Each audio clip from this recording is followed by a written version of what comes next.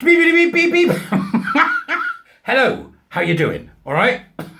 I'm hoping you're well. Oh gosh, we have some news and it's good. Good news is assailing us today in the court of the EDI Jester. Could it get any better? I'm sincerely hoping it will. Is this a taste of what's to come? I think it might well be. So let's get straight in there. Remember, you can subscribe. If you look down here, there's a little join button. You can subscribe now, become a member, and get this in advance, advert free if you'd like to. If not, it'll come to you eventually, a few hours later. And other than that, there's also some members only material. For example, the analysis I've just done of the new Interview with a Vampire. Other than that, let's go, because this is good news. New Zealand abandons Labour and shifts to the right as country votes for wholesale change. Now, this is from the Guardian. Here they must go, when they were writing it, it must have really stuck in there. Mad left crawl, right? The Guardian, what a rag. Right, so New Zealand abandons Labour and shifts to the right as the country votes for wholesale change. Party once led by Jacinda Ardern. Do you remember that authoritarian bint that was running the place for a while, wasn't she? Hey, caused all sorts of trouble she has. Nasty piece of work. I must thank Eva Corlett for this in Wellington, at Eva Corlett there on Twitter, has written this today. So if you want to go and thank Eva for reporting on this. Great news. So New Zealand voters, go New Zealand! New Zealand voters have delivered a forceful rejection of the Labour government as a surge in support for the National Party delivered what analysts described as, wait for it, a bloodbath. This is real old time. Swing left, swing right. A wonderful bloodbath in New Zealand politically. The results marked a dramatic change in fortunes for the Labour Party, which 3 years earlier, led by Jacinda Ardern, secured a historic mandate, but saw its support dwindle in the face of rising living costs and the COVID pandemic. Speaking to the large crowd of party faithful at his election night event in Auckland, National Party leader Christopher Luxon said his party was on course to form the next government with a Libertarian Party Act all over this country. It's just glorious. All over this country you have reached for hope and you have voted for change, Luxon said. Oh, it's glorious. I'm just so pleased for the people of New Zealand. Something moving in the right direction. Luxon pledged to bring down the cost of living, restore law and order, as well as deliver better healthcare and education. His address came shortly after Labour leader Chris Hipkins conceded that his party had lost the election. And analysts variously described the jump in support for National as Balloon Army.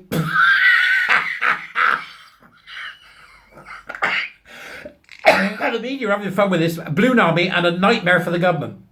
New Zealand's shift to the right ends Labour's 6 years in office, which coincided with the COVID-19 pandemic, the Christchurch mosque attacks, and the Wokery volcanic eruption. It will firmly draw a line under Ardern's era of politics. More than 95% of the vote had been counted late Saturday local time. National was predicted to gain 50 seats, and its traditional coalition party act on 11 seats, just on the 61 seats needed to govern.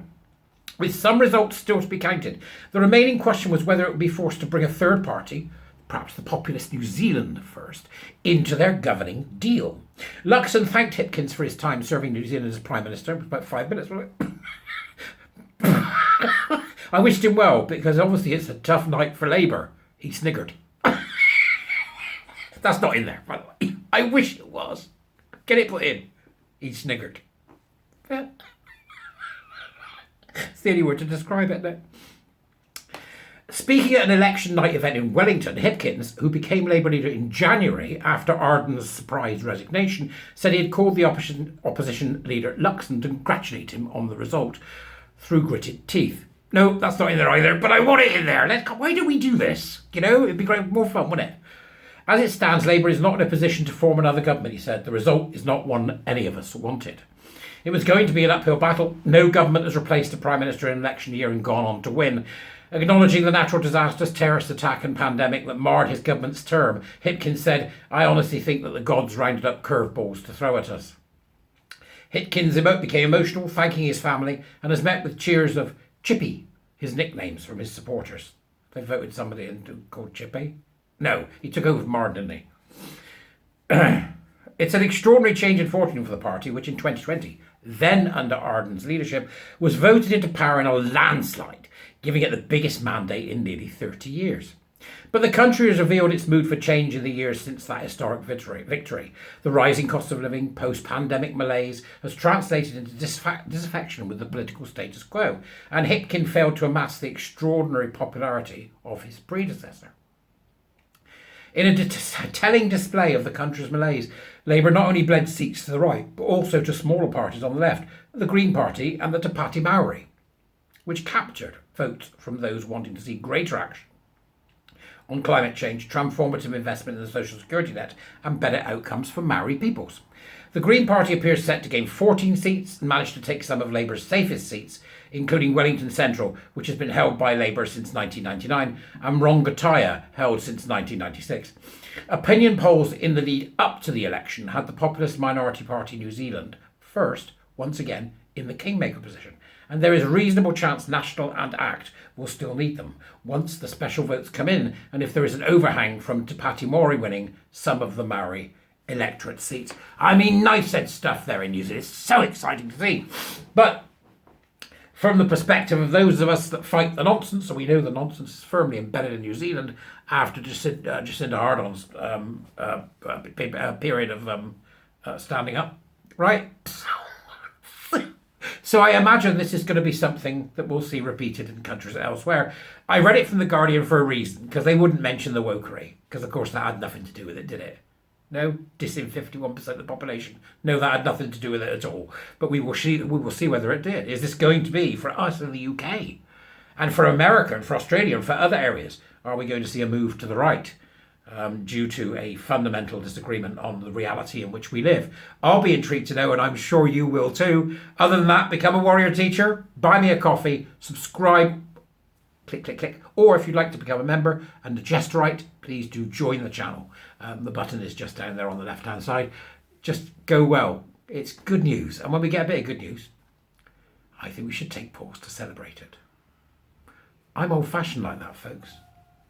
So, forgive me.